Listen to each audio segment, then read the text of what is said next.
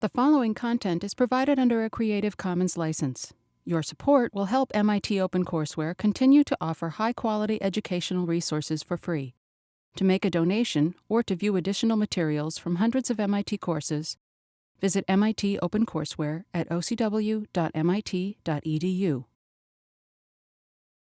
Today we get to explore one of the use cases where there's actually a lot of activity going on in blockchain technology, trade finance. We also have, I think, at least two of the groups for final projects are doing things on trade finance. There might be some that haven't disclosed that to me, or after today might shift to it. You never know. I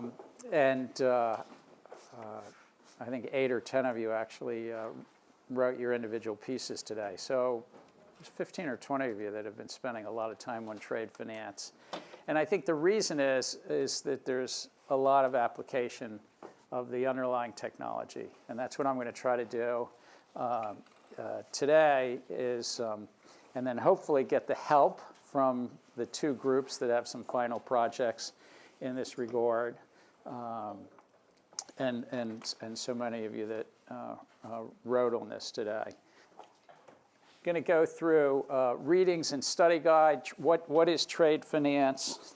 So we're going to run through. I'm going to give you a little sense of what trade finance is from my perspective, and then we're going to just go into the blockchain projects themselves. So we'll skip through these because we're going to be chatting about what attributes that trade finance really has. Well, Alpha, you have a group. What attributes is trade finance? What attracted you to this?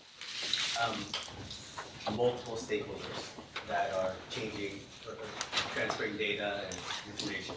So two things that I just heard. Multiple stakeholders transferring a lot of data.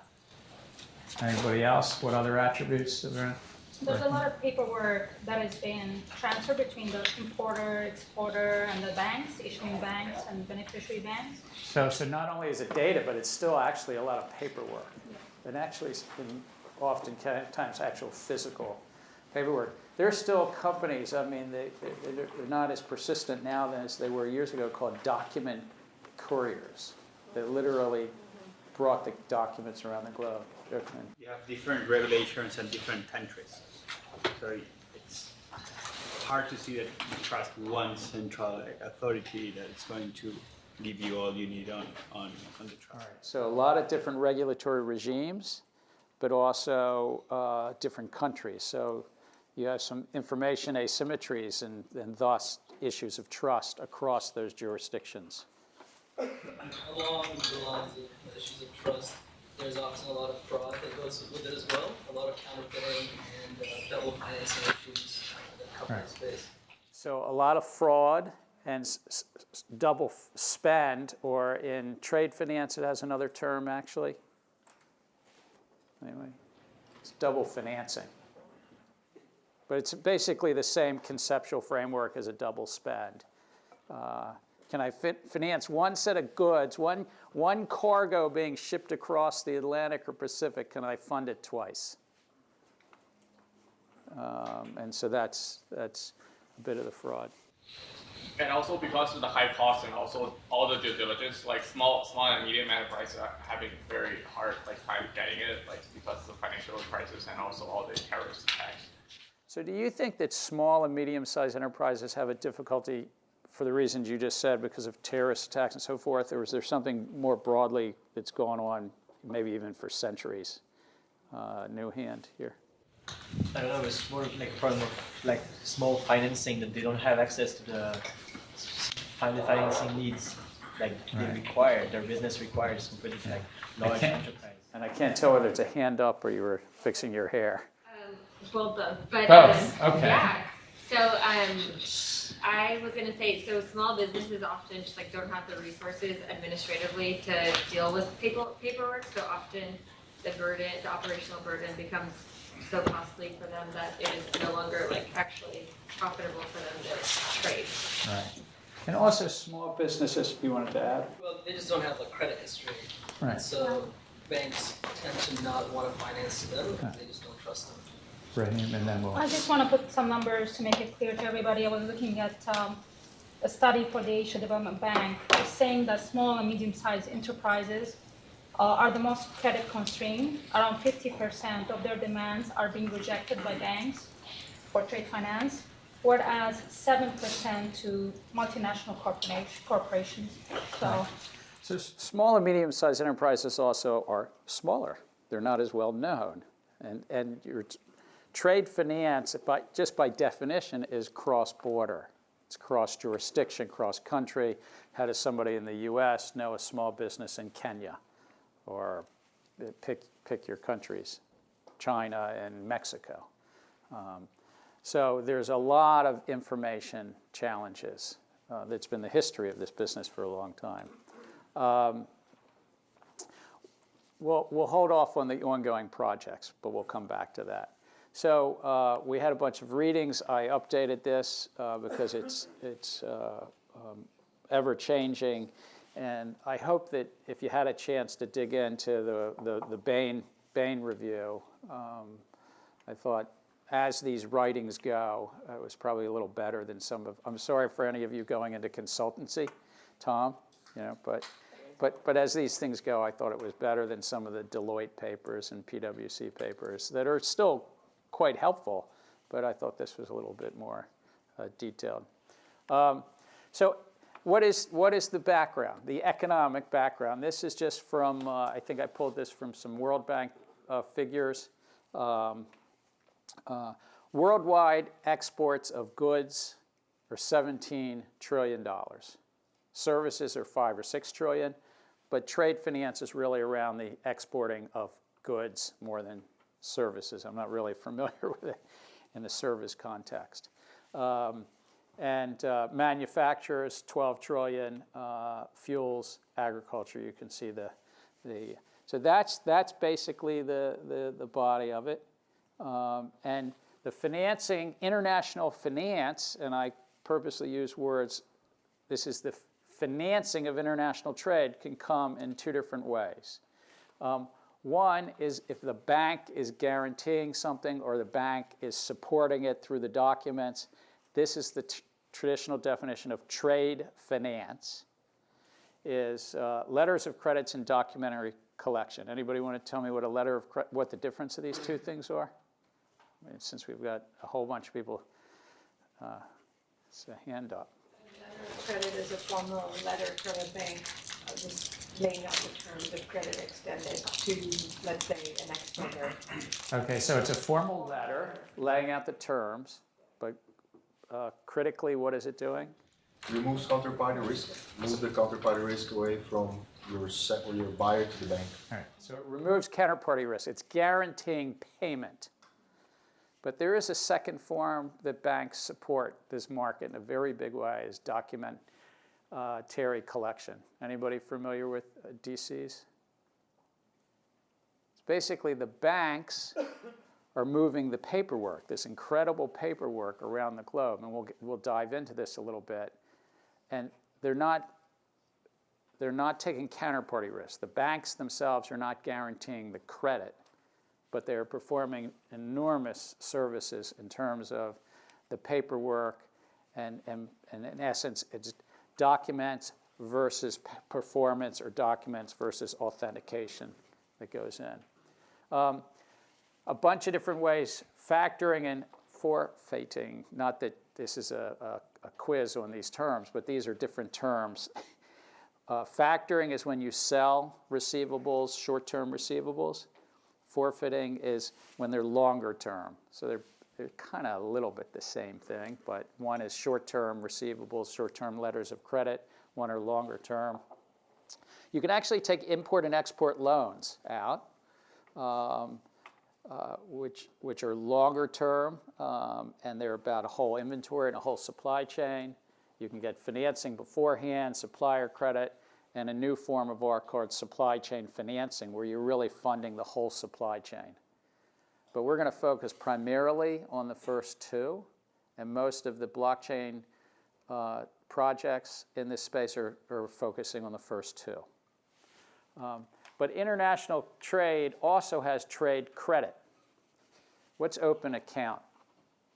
What does that mean in any business? We're here at Sloan. Somebody's. Aline, I'm not going to call on you. I'm not going to make you, Jake. In trade, is that when you ship the goods, like prior to payment being due? So, You ship goods prior to payment being due, so all right. payment's due like 90 days later.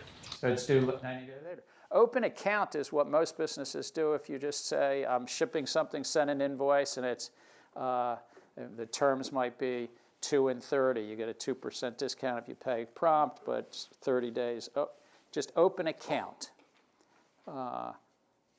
In domestic business, that's how most services are provided and goods are shipped, is open account. It's these international export business that you find it different. Then cash in advance, of course, is what it sounds like. And consignment is all the other way. An exporter would actually ship, you'd put it on your shelves, you wouldn't have to pay, and the exporter continues to have the risk of the sale. Not used a lot in international trade.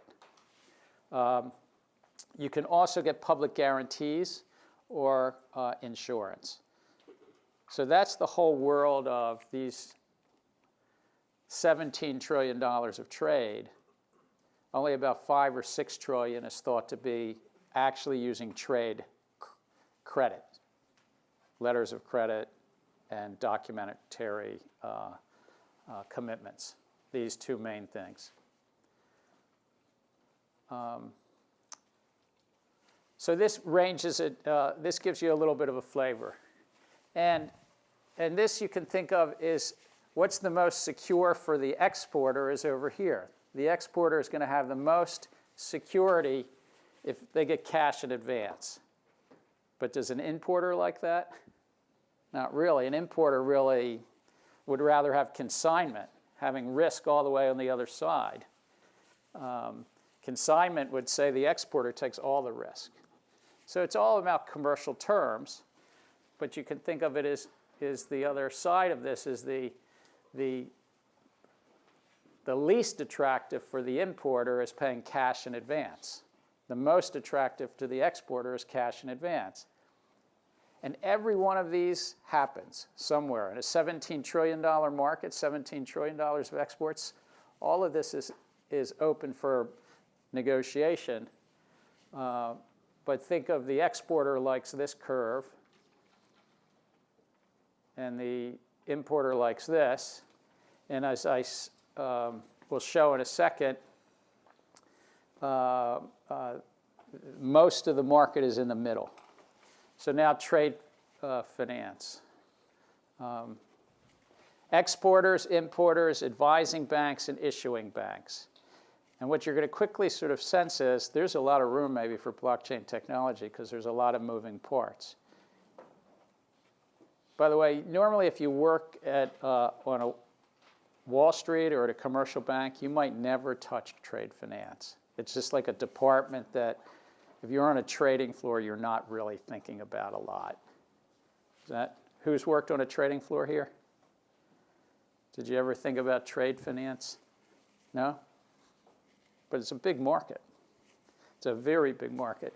But basically the exporter and importer sign a contract. That's for the sale of goods. It could be oil, it could be agricultural product or manufacturers.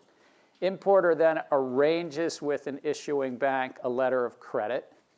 The letter of credit is sent to the exporter's bank. Sometimes the exporter's bank puts a second guarantee on it. The exporter's bank might be actually guaranteeing the importer's bank's performance. So there's hundreds of different arrangements, but the classic thing is that the importer gets a letter of credit to say, look, you don't know me, but you can take the risk, and I get this letter of credit. You exporter will get your money based upon some documents, when you put some documents together and send them to me that you've actually put your oil or agricultural products on a ship.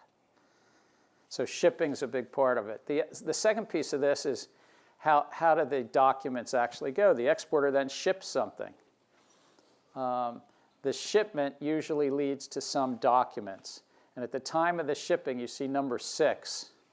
in this little box over here is the exporter, when they ship something, also sends some documents to their bank. Their bank sends it overseas to the bank in Kenya, let's say, even though that's doesn't have any ports. Ethiopia, you have ports, right? No, Kenya has ports. Kenya has ports? Sorry. You're landlocked? All right, sorry. So I've got it right. So Kenya, I got it wrong, but Kenya's got ports. But the exporter, at the same time they're shipping, will also send the documents, but send the documents to their bank. Their bank sends it to the foreign bank. The foreign bank says, aha, that triggers the condition in the letter of credit. Payment will be made. And payment can be made when you put the goods on the ship. Payment maybe is made when the goods get to the foreign country. All these arrangements can be different. So this gives you a sense of the change. Letter credits were estimated in 1970 to be about half of all of trade. Now they're about 15%. World Economic Forum Bain paper that you all had the pleasure of either reading or skimming. Or you'll read it tomorrow. But letters of credit's a big piece of the market. Primary open account has widened as part of the market. I think in part because international trade is probably more dominated by large companies now than in the past, and in the 1970s, even the large companies didn't know if they could trust each other. The larger enterprises, larger multinationals, really would prefer just to trade on open account and extend each other's credit rather than using the banking system to guarantee their credit. But trade finance is still a good, call it 15 to 20%, which would still be rather significant numbers. So that's a little bit on the sort of questions about trade finance, how it fits in before we start talking about blockchain projects. I think I had one other thing was, here are all the parties that can be involved. And just to sort of confuse us all, here's a list of some of the documents. And that's not even a complete list. I went to a legal website to find out what all the different documents you might have. Anybody know what a bill of lading is? It's some kind of receipt from the vessel carrier that is carrying your goods, and whoever owns that bill of lading has the right to claim the goods. Right. So it's like a warehouse receipt. Remember we talked about some of the origins of money were around warehouse receipts because I might put my corn or wheat or gold or bronze in a warehouse. A bill of lading originally, though the definition has moved on over the centuries, the original definition it was like a warehouse receipt on a ship. That you took your produce or goods and placed it on a ship and you had a bill of lading. Because it was on the ship. And you could actually, just like those original forms of money, warehouse receipts, you could sell a bill of lading or discount it and get money for it. So bills of lading have centuries old, maybe thousands of years of history, similar to warehouse receipts. And in essence, you might think of a bill of lading a little bit as a form of money. But what did I list just for fun? 50 different documents. Aline. How easy is it to fake one of these? Say it louder. How easy is it to fake one of these bills and claim someone else's goods? Very good question. So as a point earlier, and again, this goes back centuries, that there's been a lot of fraud around faking a bill of lading or a bill of exchange, a warehouse receipt in another effort. So what you have is you have a lot of forms of notary, well before cryptography, a lot of forms of notary where various transport agents and shippers had to really have seals and forms of ways to say this was a committed. Leonardo. I think part of the problem is exactly that. Each one single piece of those documents are easy to falsify. But that's why the system became so burdensome in terms of paperwork, because they started to build a lot of steps to guarantee that you can track all those things and make sure to reduce the risk. But it's relatively easy to get one of those things to. And it's why many people think this is actually one of the better use cases, better ecosystems for a revised technology similar to blockchain, or actually blockchain technology itself. A lot of multiple parties, and though I only listed 7, you can have multiple banks. You can have the importer's bank, the exporter's bank. Between them, you can have a correspondent bank, right? So at least 3 banks in the chain, or sometimes even more. Freight forwarders, shippers, customs agents in both countries. Good question, James. So lots of parties, lots of documents, high chance of fraud, and guaranteeing validation and verification is a big piece of this marketplace. So then the question is, can you put somebody in the middle? See that little blockchain in the middle? Kind of cute. All right, you're going to laugh a little with me. That's the question. So multiple parties involved. Verification is critical to all the workflows and the economics.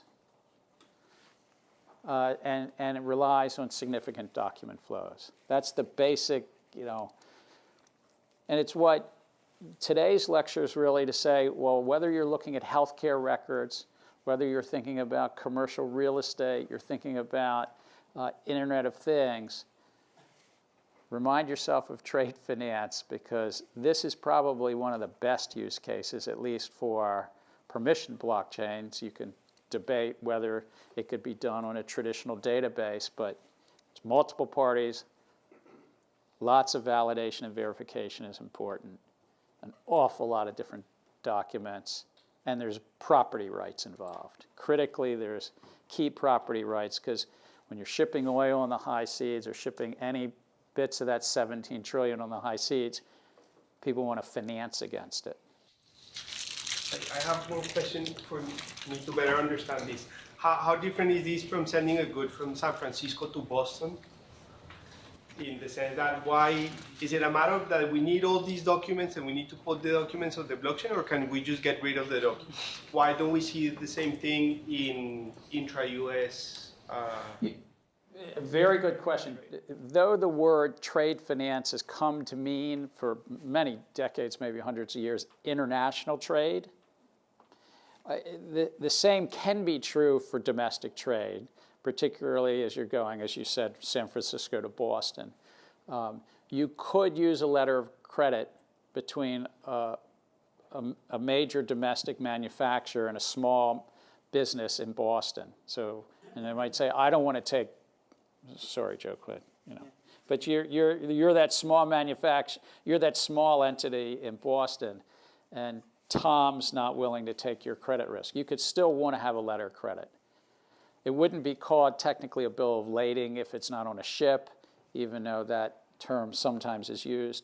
But everything back here could happen in domestic trade, but usually doesn't. Most of domestic trade is done on open account, but some of it's done on letter of credit, and especially if it's to small businesses. Does that help? Yes, but I'm trying to think, why do we need it in one case and not on the other? There's more, I think it's applicable in both. It's more applicable in international trade because you have more challenges of trust. I would even say information asymmetries, that if you're sitting in China and you're exporting to Kenya, you have less chance to actually know that local community. And your bank in China doesn't know them either. And so what was built up to satisfy those issues of trust is the banking sector largely picked up that, either guaranteeing the documents or actually guaranteeing the credit. Hugo. There's also something to say for like border control, right? Like I know in my lab, we've had like waste materials shipped to us internationally, and like customs agents really even care about that. Like that, you have to put a price on that, even if it has no price. So like, if you could just put something on a car and drive it from San Francisco to Boston, then maybe like, yeah, if you could drive it from Canada to the US, then it would be different from shipping it from China to the US. But like I think the trust issue comes up a lot more when you're dealing with international and regulatory differences between the two places. I'm not saying that it doesn't exist in domestic trade. It definitely exists in domestic trade, but international trade long ago created a system to address different languages, different cultures, different regulatory regimes, taxing regimes, and it was going on a ship. Even more anti-money laundering. So there's other regulations that is part of the process that complicates it. When issuing a letter of credit, you need to make sure that you're not breaking any regulation between different jurisdictions. Part of it will be AML as well, or ABC or whatever. James? But I think looking at that question, it seems like we're using a technology, in this case blockchain, to fit into the existing framework of how things work. But shouldn't the question be flipped and say, hang on a second, do we need blockchain in a system that is better designed, rather than having 50 different documents and actually thinking about the actual problem? I can see the point of the trust which may need a blockchain solution, but a lot of that, be that trucking receipt, railway receipts, forward cargo receipts, those are historical relics that surely there must be a technology other than blockchain that can solve the problem.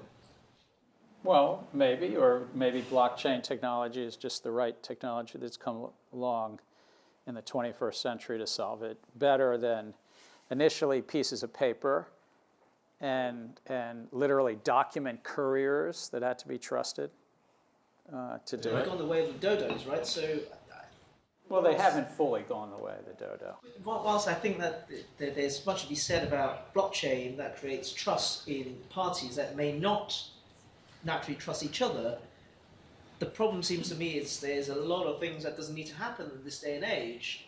As you mentioned, domestic mail services, it's between sender and receiver. What happens in between is tracked by UPS or whoever, but what we certainly don't see is all of that list of stuff whilst it's happening, but it's unnecessary. Well, domestically, maybe. You might be right, but what's happened well before blockchain technology came along is digitization. But part of the trade can't be dematerialized. See, in the securities business, what we talked about when we talked about clearing and settling of securities, the equity ownership has been dematerialized, and it started to happen in the 1970s. The legal right that you have this cash flow called an equity interest in Apple is all digitized. Part of this trade is not digitized. $17 trillion of physical goods on the high seas. So I still think you're going to need something that shows that there's that the physical good is made on a ship or on a cargo vessel of some sort. So there are some differences. Eric? Haven't heard from. Yes, just to address the concern of James, that many of the manual process digitization projects failed at the beginning because they actually did that. They kind of tried to reflect exactly what happened in the manual offline world into the digitized world, which resulted in many inefficiencies. This is not the case. We're not actually trying to do exactly that offline process using blockchain technology. That's not the alternative. But that actually made me think, and that's I wanted to point out this to your argument of centralized databases. And centralized databases have been around for more than 60 years. They've been digitizing manual processes for a while. And the question comes is, why didn't they already digitize this sort of problems? And the answer is because this trade finance issue has special characteristics that make it especially suitable to be addressed by this specific technology. So that's why I would argue that And what do you think that specialness is? It's precisely the fact that you have multiple stakeholders dealing with information that goes among these moving parts, and you have a high cost of trust. So what you're actually doing is using blockchain technology, permissioned or otherwise, to address this specific challenge. And you have a property right as well that people often want to borrow still against while it's on the high seas. But I agree, it may well be that the blockchain technology is not the only solution to this. But it does feel like it's a particularly fertile area. And we're going to turn right now to some of the projects. And there's a lot of projects in this space. Aline, and then we'll go back to Aviva. Is the overarching goal here to fix the fraud or to fix the complexity? What's the higher goal? Well, it's a really good question. So those working on projects, is it more about fraud or the complexity? So efficiency. Yeah, the complexity, I guess, is a function of the fact that... So you can drive a lot of efficiency, which is to the complexity. I think that's one of the overarching goals, is driving efficiency, but also to lower the fraud or the loss to fraud. It's both, but I think it's driven more by the efficiency from my readings of this. Fraud rate? More by the efficiencies. What's the fraud rate? I don't know the fraud rate. It's a good question. We'll see if we can find it out. Aviva was going to be next. So let's say that trade finance does transition towards blockchain, and then in that it's more on the private blockchain. So then how do we solve the problem of interoperability? Can I hold that? Because it's a very good question that will come up when we talk a little bit about some of the IBM projects, particularly with one of the largest shippers. So it's the right question, but we're going to chat about it when we talk about it. Can I talk about some of the projects, or was there something? So where are we? Well, there's 5 big consortium. 2 of them you can see are backed on or working on the Corda. That was the R3 Corda that we talked about earlier this semester. 2 on IBM. 1 that's on a Ping An group is not we didn't talk about earlier this year. And so letter of credit approach, receivables and payment guarantee financing, which is a little bit different. This is, we already have receivables, how do we fund them? Monitoring open transactions and letters of credit. And then the Hong Kong group is the supply chain record keeping. And just if you want to see it sort of visually, this is all the banks that are involved in each of the consortium. And you'll see basically that there's some overlap, I think, unless I'm mistaken. ING might be in a couple of them. I think 2 of these consortia maybe have now merged. But it goes a little bit, it's not fully going to answer your question, Aviva, but even if there were 5 different consortium trying to figure this out amongst different groups of banks, at some point in time to really gain a great deal more efficiency, how do they operate? How do they transact across their platforms? Now, they each obviously don't want to give up economic rents. They don't want to give up market power to somebody. They don't want to all of a sudden find out that some entrepreneur is charging them so much because they created a network. Because the one consortium that figures this out early on could price pretty close to their cost structure, but later on could, price a lot higher and collect a lot of monopoly or economic rents. So I don't know where this will sort out. And I don't even know that they're going to want to solve the interoperability problem amongst themselves. Sean. One interesting kind of finding from the consortia is all of the banks listed up there are all either Asian bank or European bank. None of the U.S. bank are actually participating. U.S. bank called one. But do you see J.P. Morgan Chase?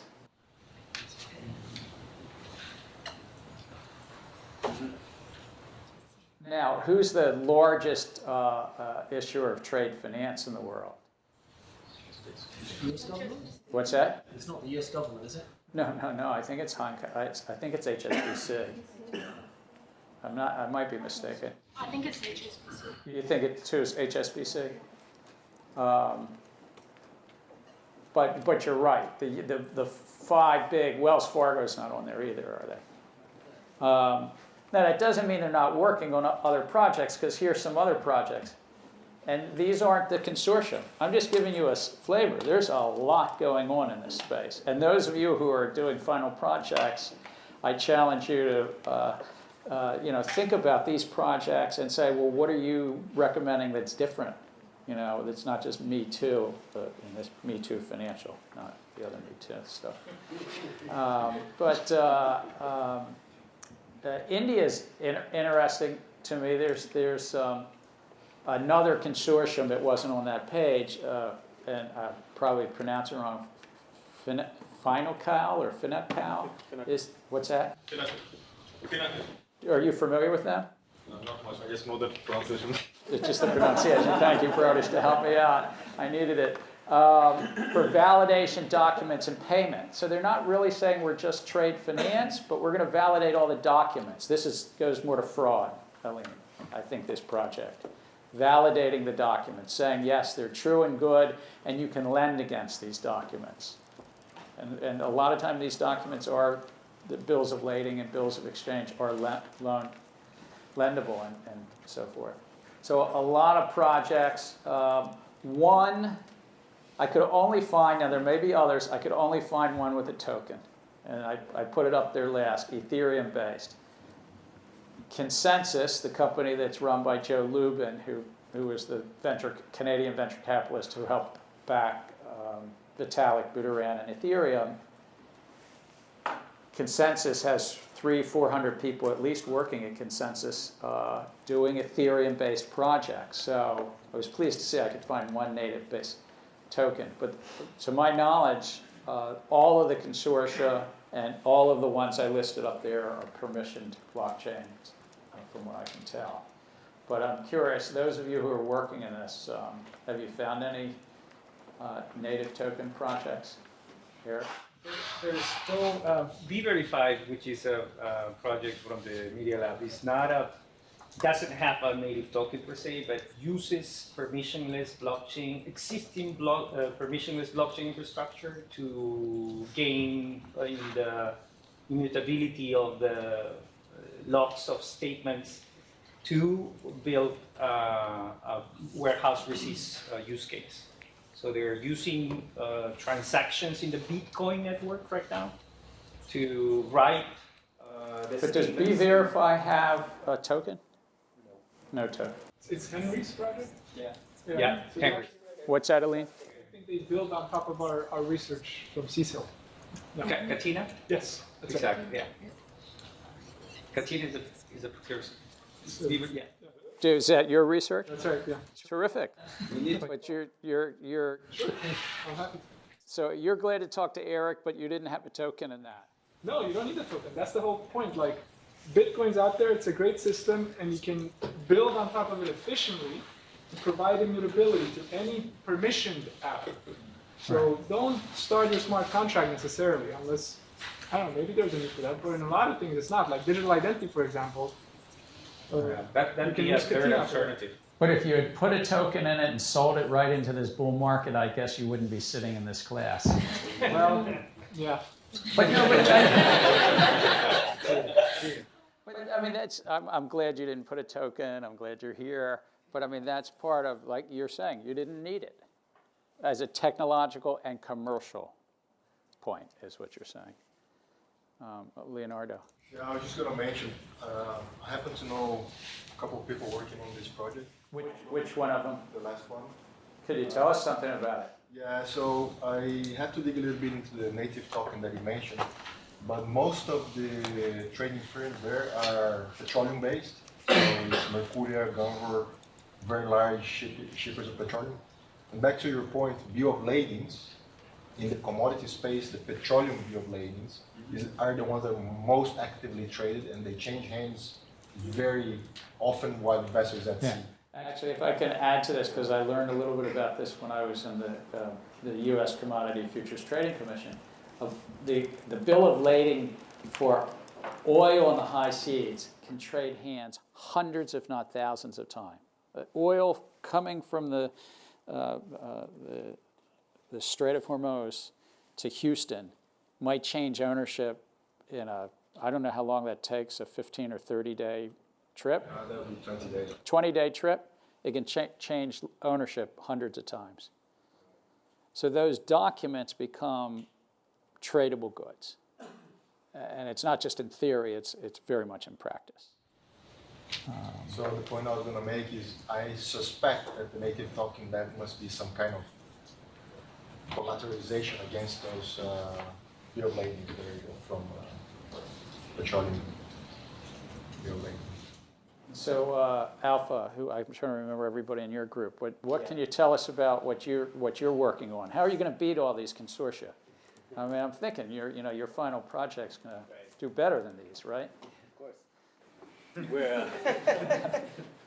We're taking the. I did give these two groups the heads up that I was going to call on them, so this is but yeah. We're taking the approach of just being very specific. So we're focusing on a narrow corridor between Chinese exports coming into Ethiopia, and so there aren't many people obviously looking at that space, at least not yet. And is it the trade finance side or what I'll call the supply chain side? The trade finance side. Trade finance. Yeah. And so we think it's particularly interesting around not just Ethiopia, but all of the sort of developing countries in that region because credit and finance is already so limited. And so the domestic banking systems are underdeveloped. Domestic banking system in Ethiopia particularly? Right. And across East Africa, I would say. And so the reliance on trade finance in those import-heavy economies, I think, is even higher. So the pain point, I think, is even stronger there. James, did you have a question for their group? Anybody that has a question for the group, pile in. They'll take the advice. Not specific on this one, but more on a clarification. So I can clearly see that trade finance requires different parties and the ownership of the goods at any point in time on the supply chain is important. But particularly when it becomes commoditized like oil and so forth. But from over time, a lot of the times I hear about people saying blockchain using in this scenario is mostly on supply chain.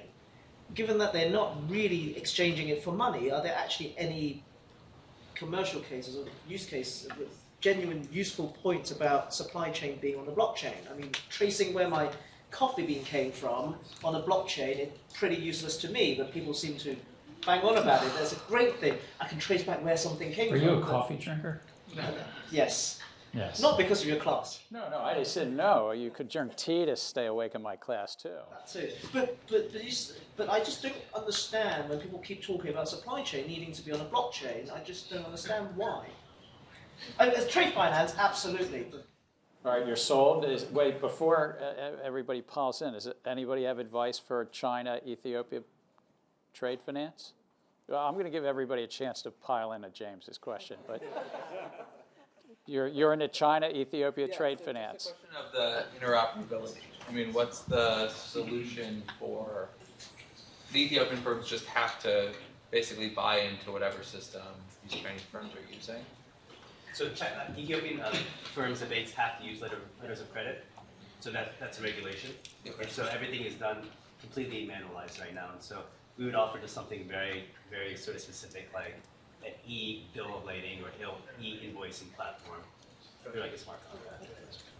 My impression is that it'd be easier to get the Ethiopian firms to buy into this new system, whereas the Chinese firms may have multiple options, multiple systems. So how would you approach getting them onto your system specifically, or being able to utilize your system in conjunction with whatever else they're using? So we agree. So we would have to get just the Ethiopian businesses and banks onto the system, and so that they would be sort of our initial customers.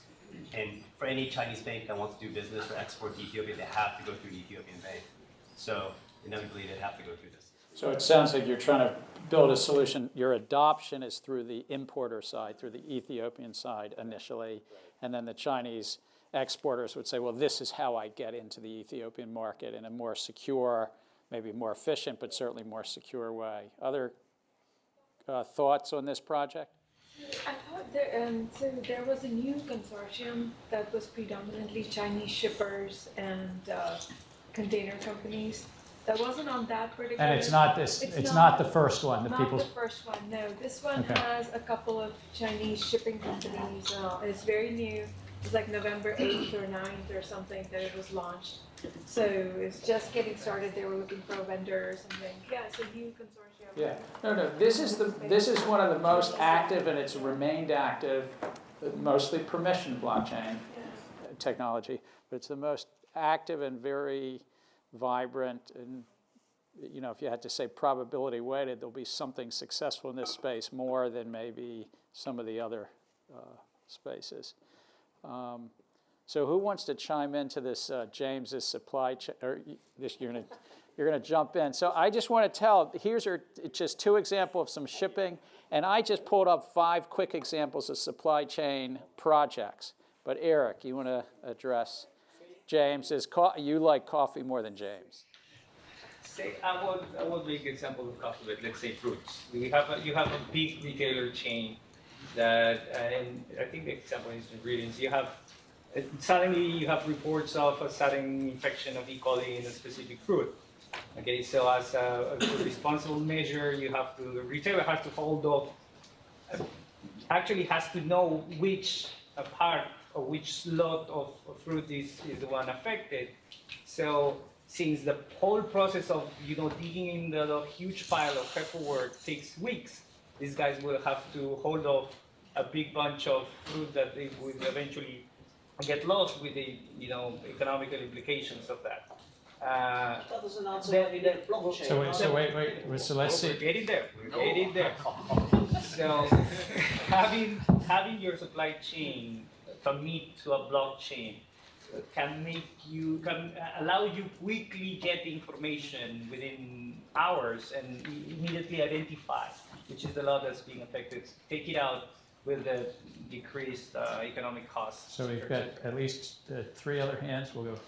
Yeah, so I tend to agree with James. So what I've heard, the critiques of using blockchain for supply chains for things like blood diamonds or preventing counterfeit goods or whatever. Diamonds. We have 2. We have the De Beers project on diamonds. So I know these guys are doing that. But the criticism I've heard is that because these aren't digital native goods, there has to be an interface between the real world and the blockchain. Physical good to the digital good. And what I've heard from critics is that it's at the point of origin that this fraud or counterfeiting or whatever takes place, and it's the point of origin where that data entry needs to take place anyway. So it's garbage in, garbage out. Great, we've got a counterfeit thing, but then that passes through the supply chain. So we go Shimon, Raheem, and then Tom. I'm going to take James's. So Oh my God, I need somebody on the other side of James. But maybe you can help me understand. So like Walmart, right, is a kind of prime example. They've implemented it, etc. Yeah. But basically, if Walmart just said, basically they're using IBM infrastructure, right?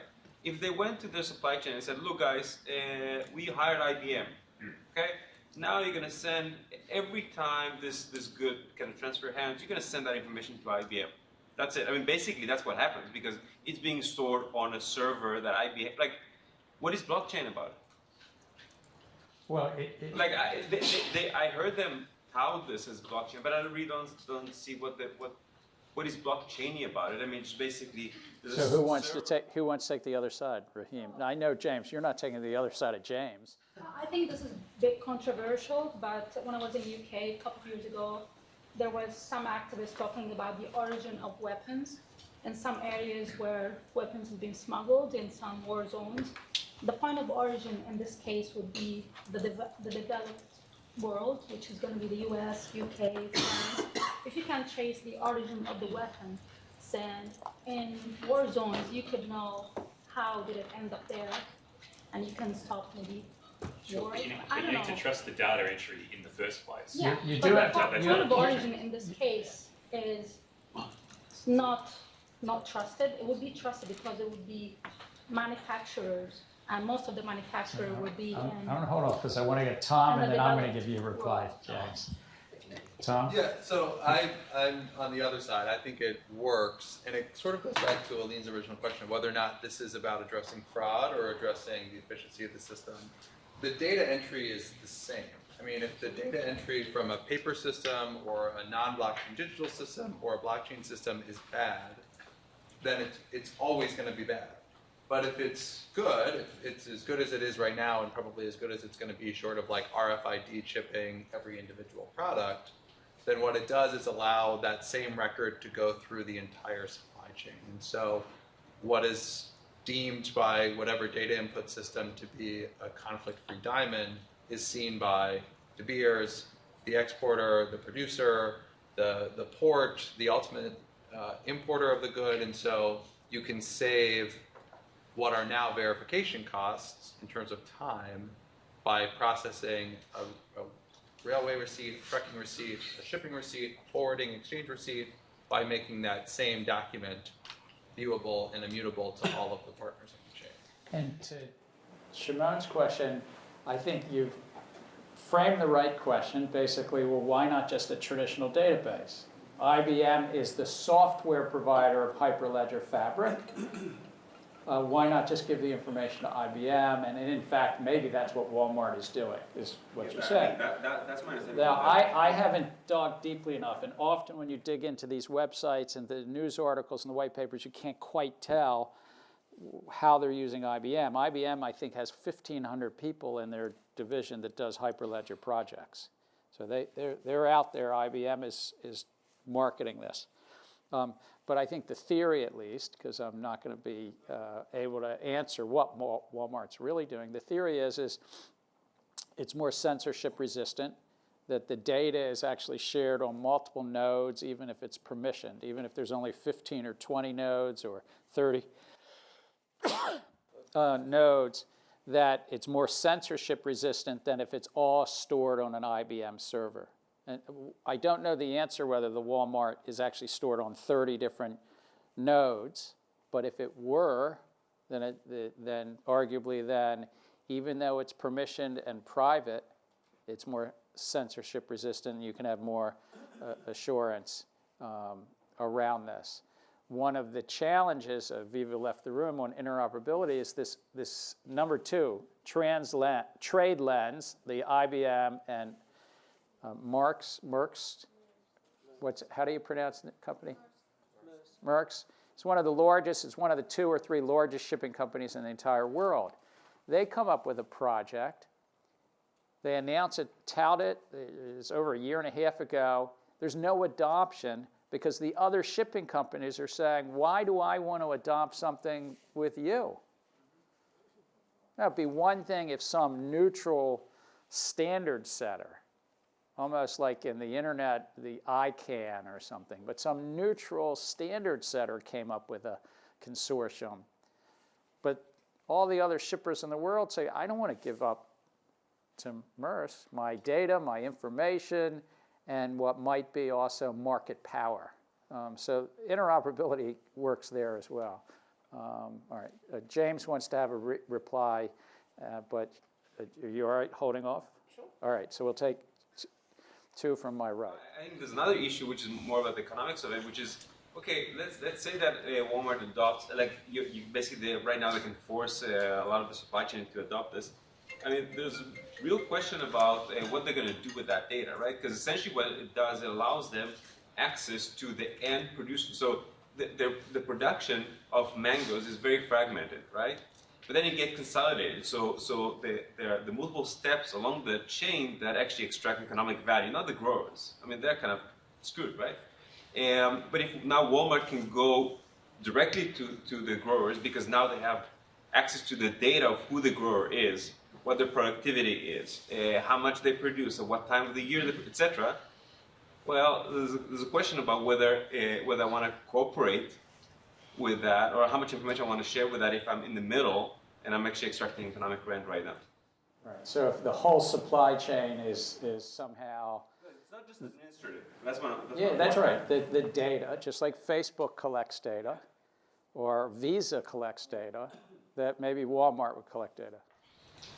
My question takes the Walmart example a little bit further. I'm curious to understand, would a supplier early on in the process, say a farmer or something selling to Walmart, do they even have exposure in terms of the user experience that they are on blockchain, or does this just become the back end? And No. Like I guess I understand what we've talked about in terms of private keys for digital currency. I'm trying to connect how that ties to the user experience. They have like their scanners that they basically scan, or that's their phones or whatever, right? So you have third parties producing these linkages. They don't know basically where this data is going. So I'm not as, I'm going to take Shimon's description of it. I'm not as close to the Walmart. I think in the trade finance side, the consortium that these and these, the importer, the exporter, the banks, the shippers, in the best of these are meant to have a lot of involvement and exposure, because even though this looks pretty complicated, and it is, they're large institutions. They're banks, they're shippers, they're freight forwarders, except for maybe the small, medium-sized enterprises in Ethiopia, but then they're an importer that needs to have involvement. I think on the supply chain side, the Walmart, an individual grower of mango, you're saying, from your understanding, Walmart's not looking for them. They get this example. They're actually proud of that. They're proud of the fact that they can actually implement it. The reason why they can implement it, because they have sort of the last mile is very simple. But they would have to have some way to do what Tom said. They have to be able to put into digital form the physical asset. The mangoes are from this. Yeah, but they can use like the cell phone, so yeah, you type in, okay, so like scan, or a scan QR or something. code or something. James, you want to reply, and then we'll go back to you. Yeah. Quick points. I think. Are you convinced yet? No. I think ultimately there's no doubt that once a digital record's created, the digital immutability, whether it's a blockchain or a very secure, standard traditional database, they're going to be the same. The digital records, it's fine. But in the physical world, in the context of supply chain, whether it's from the origin or any other individuals along the chain, all it takes is one bad actor to do something to the physical good. That whilst your digital record is immutable, your link between the physical and the digital is not guaranteed. So I still don't see how a physical commodity can be guaranteed to go from one end to the other of the supply chain without ever being tampered or altered. That is still a big question for me. Hugo? Yeah, I was going to say that. I don't know if that's the objective. Because, like, if you take diamonds, right, and as long as you, like, what people care about when they're buying their diamonds is just the origin, right? But my point is that it doesn't stop anyone along the supply chain to Just have makes it more expensive. Possibly, right? But See, I think you're holding it up to too high a standard. Yeah, exactly. Because even the oil, let's go back, not diamonds, but oil, for quite some time, you could have a bill of lading and then sell it. And as I mentioned earlier, for the 20 days that things are coming from the Mideast to Houston, that might transact 20 times, 100 times today in 2018 markets. And nobody's actually looking to see whether the oil has been somehow siphoned off the ship and it's no longer there. So there are aspects of trust that would still be in the system, with somebody certifying when the ship is, I don't remember the word, but on board when the oil's put on the ship, and it comes off, and there's validations at those moments that would then communicate to the digital records. But I guess that's my And point. you could do that through inspections of diamonds. I don't think you're going to change that. I think that's still going to be part. But what you can do is, Aline's earlier point, you can lower a lot of the cost. You can drive a lot of efficiency, and you can probably lower the fraud around the documents. Yeah, so I guess what I'm saying is, And then we're gonna if move the on. trust isn't there in the first place, or you have to rely on some other trust, what exactly is blockchain adding in terms of the physical and the digital records? But that's what I'm finding difficult to align. But I think I'll finish off with a quick point on. I spoke to someone at the conference on ExxonMobil, since we're talking oil, and he does the supply chain and implementation of blockchain. And I challenged him, why not use a standardized database? And he said, well, it's because if you're going to get everyone along the chain to upgrade to a new system, it's far easier by telling them, oh, it's blockchain, rather than saying, well, I have a sophisticated database. So it's I'm going to hold that point. I'm agreeing with that point, but we had Dan and Jake. Yeah, I just want to say, I mean, I feel like this is way more feasible for smaller kind of maybe vertically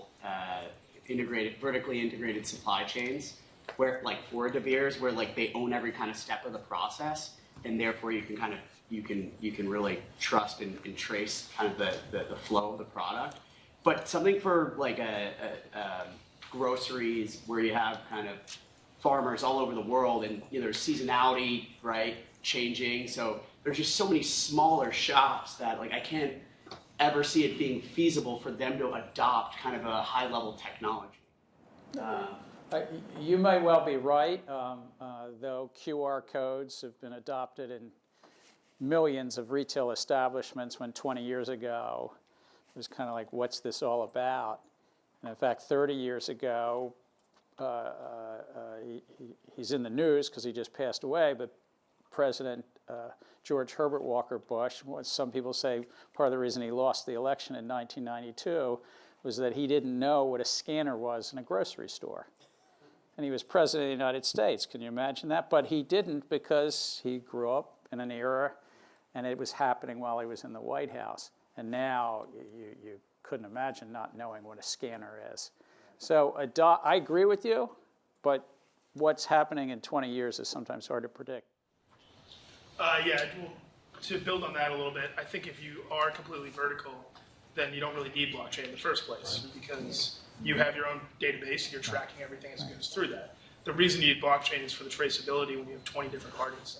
But also, once you digitalize this whole thing, I mean, right now it's all paperwork, so you bring it, like, the digitalization is going to allow you to use other tools like IoT, so you can maybe use, to take the diamond example, use computer vision to actually like tell that you have the exact diamond you started with at the end of the supply chain, or with food that you can test the temperature of food and things like that. So it's about quality as well.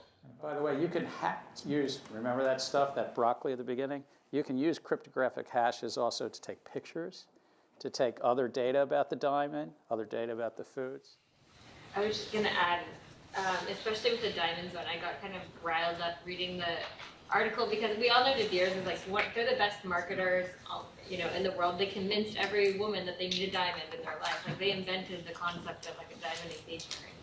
So I think like this was the perfect marketing ploy to say they needed blockchain for diamonds. Like the entire De Beers, the entire diamond industry and how they now receive diamonds is already completely regulated, and they brought it all in-house and controlled by them because of the backlash against conflict diamonds from conflict zone or conflict originated diamonds. So for me, it just seems like a big marketing scheme that they already feel like they have this under control, but in order to buy more consumer confidence, they're using a jazzy name. And I think you land upon a point about marketing, and James has said it earlier a little bit. All these oil executives says, well, it's the only way I'm going to get broad adoption is if I call this blockchain.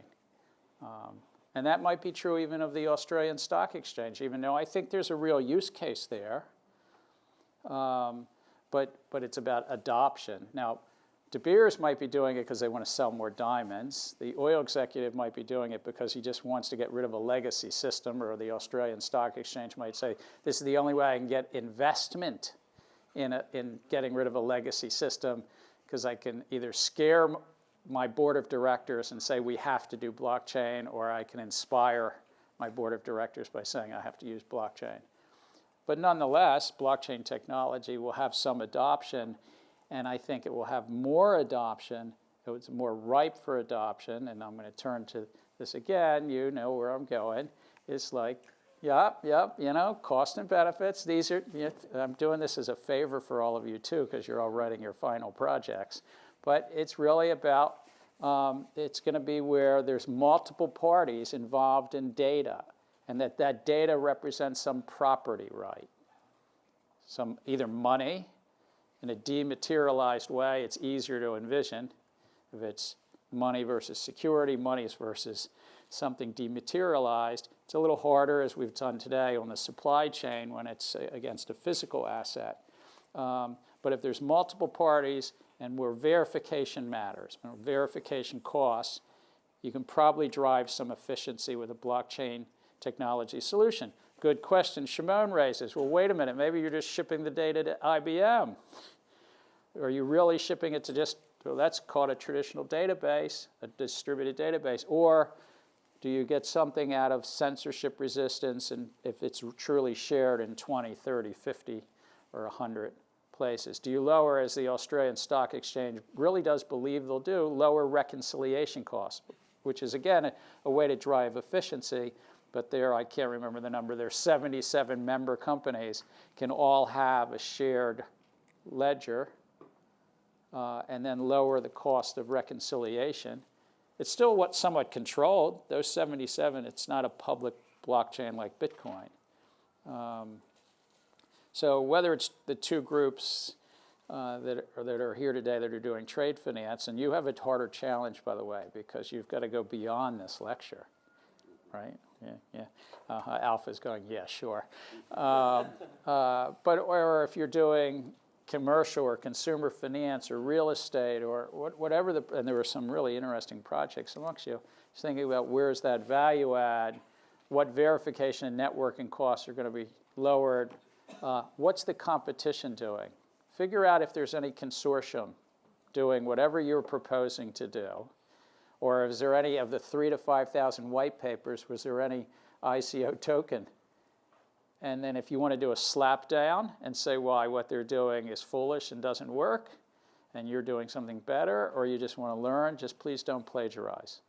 But just, look at what the competition's doing as well. And why isn't append-only log, the right way to go? Alon. What about competitors who are incumbents? Absolutely. So you're still doing the mortgage product, right? I didn't know if you changed. Yeah, what's happening in the mortgage market? How's it being, whether it's securitized or underwritten, and whether it's traditional database management, but it's also interesting to know if anyone else is trying to look at either permissioned or permissionless systems and where you fit in to that. Because you're actually trying to raise money on this, if I remember. Yeah, so to the extent you're going to raise money, those venture capitalists are going to be asking tougher questions than I'll ever be asking. I hope. I hope they don't. Yeah, I got it. You want cheap money. You want me to be the toughie? Yeah, all right. What are the trade-offs? I'm not asking any of you to solve scalability and performance. Some of the scalability and performance issues won't be solved for 5 or 10 years, but at least note them. At least say, hey, this won't work until this is solved or something like that. Thursday, we're going to do identity. I can't remember. Is anybody doing projects on identity?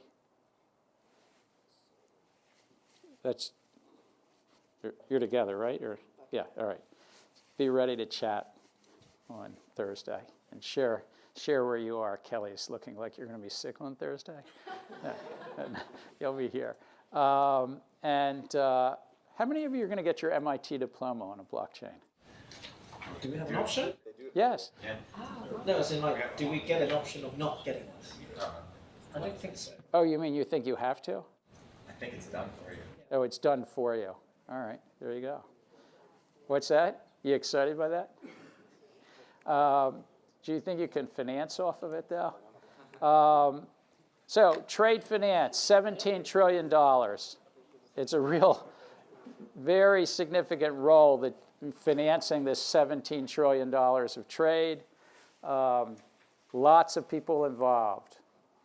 Sort of ripe for blockchain technology. A lot of consortiums and projects underway. But they're almost all permission systems with a couple of exceptions. But it feels like it's a catalyst for change. I think that even if it's just simply because it's the way to get adoption, and I'm talking about trade finance, And then there's this related part of the supply chain management and so forth. Any other questions, or are we breaking early? What you want? Anything? All right, we'll break early. Great.